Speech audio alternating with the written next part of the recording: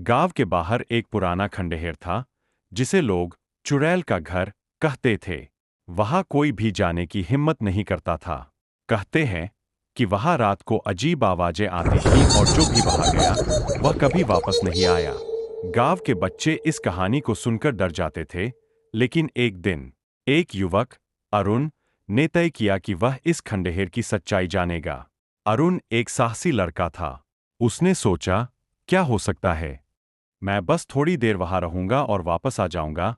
एक रात, जब चांद पूरी तरह से चमक रहा था, वह खंडहर की ओर बढ़ा। खंडहर के पास पहुंचते ही उसे एक अजीब सन्नाटा महसूस हुआ, जैसे सारी दुनिया उसके आसपास से गायब हो गई हो। जैसे ही वह खंडहर के भीतर गया, चारों ओर धुंध फैल गई। वहां की दीवारें पुरानी और जीर्ण थीं, और फर्श पर कुछ घास उगी हुई थी।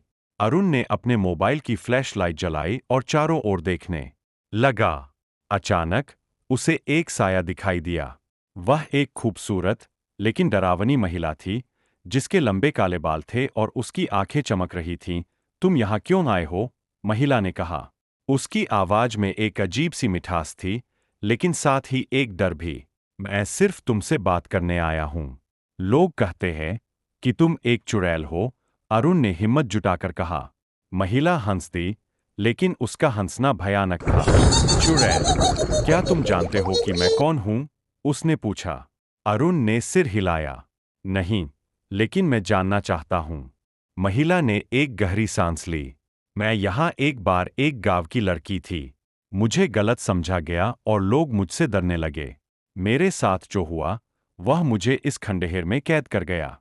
अब मैं उस दुख को जी रही हूं। अरुण ने सहानुभूति से कहा, क्या मैं तुम्हारी मदद कर सकता हूं? महिला ने उसकी आंखों में देखा और एक पल के लिए चुप रही। अगर तुम मुझे मुक्त कर सकते हो, तो मैं तुम्हें सब कुछ बताऊंगी। अरुण ने उसके कहने पर विश्वास किया। उसने सोचा, अगर मैं उसकी कहानी को सुन सकता हूं, तो शायद मैं उसे मुक्त कर दूं।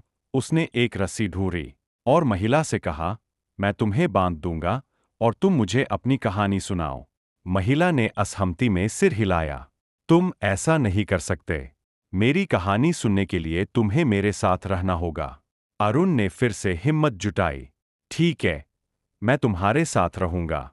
महिला ने कहा, सुनो, मैं प्रेम में थी, लेकिन मेरे प्रेमी ने मुझे धोखा दिया। मुझे मार दिया गया और मेरी आत्मा इस खंडहर में बंध गई। अगर तुम मेरी मदद करोगे, तो मैं स्वतंत्र हो जाऊंगी। अरुण ने उस रात महिला के साथ बिताई। उन्होंने मिलकर उसकी कहानी को साझा किया, और जैसे जैसे वह अपने दुख को बयां करती गई, खंडहर में हल्का प्रकाश फैलने लगा। सुबह होते ही महिला ने कहा, धन्यवाद, अब मैं स्वतंत्र हूं, और एक पल में वह धुंध में खो गई। अरुण ने महसूस किया कि खंडहर अब पहले जैसा डरावना नहीं रहा। गांव लौटकर उसने सबको बताया कि चुड़ैल वास्तव में एक दुखी आत्मा थी, और उसने उन्हें समझाया कि कभी-कभी डर केवल हमारे अपने पूर्वाग्रहों से उत्पन्न होता है। अब गांव में कोई भी चुड़ैल के घर से नहीं डरता था, बल्कि वह एक सिखाने वाली कहानी बन गई थी। Like subscribe please.